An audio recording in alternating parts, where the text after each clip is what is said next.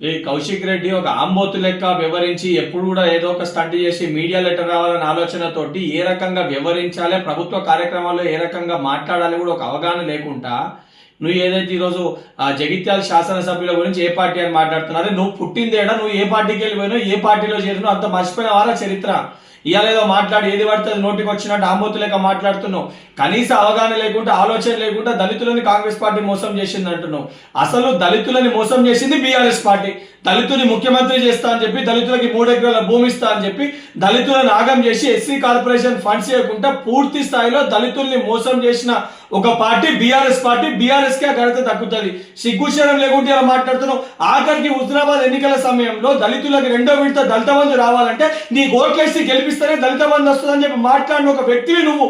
సిగ్గుశరం లేకుంటే ఇలా మాట్లాడుతున్నావు. ఇప్పటికైనా నోరు అదుపులో పెట్టుకో కౌశిక్ రెడ్డి. ఒక ఎమ్మెల్యే లెక్క ప్రవర్తించు.